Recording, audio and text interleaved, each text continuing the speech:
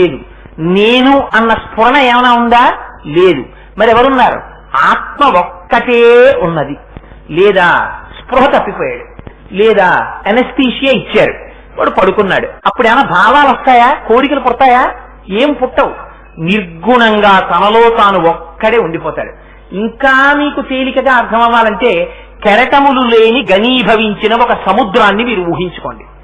అందులో కెరటాలు లేవు, ఆ సముద్రం ఏం కదలటం లేదు, అది ఘనీభవించిపోయింది, మంచు అయిపోయింది, ఒక పెద్ద గడ్డ.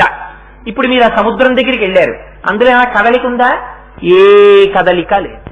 సృష్టి అంతా లయమైపోయిన తరువాత పరమశివుడు ఒక్కడే ఉన్నప్పుడు నిర్గుణమైనటువంటి బ్రహ్మము అద్వైత స్థితిలో తానొక్కటి తప్ప వేరొకటి లేక తనలో తాను రమిస్తూ తాను మాత్రమేగా ఉండిపోతుంది. అలా ఉండిపోయినటువంటి శివుడు నిర్గుణమైన శివుడు. ఇప్పుడు ఆ శివుణ్ణి విడిచిపెట్టి ఎక్కడో తిరగదు శక్తి. శక్తి ఎక్కడుంటుంది? శివుడిలోనే ఉంటుంది. శివుడిలోనే ఉన్న శక్తి అని మీరు ఎలా చెప్పగలరు? శంకరాచార్యులు వారు చెప్తున్న శక్తి స్వరూపం శివునిలోని శక్తి అని మీరు ఎలా చెప్తున్నారు? స్పందితుమపి అన్న మాట దానికి ఆధారం. చలనము అన్నారనుకోండి, బయట నుంచి వచ్చినటువంటి ప్రేరణ చేత కదిలితే చలనం. ఇప్పుడు నేను చాలా కదలకుండా కూర్చుని ఉండి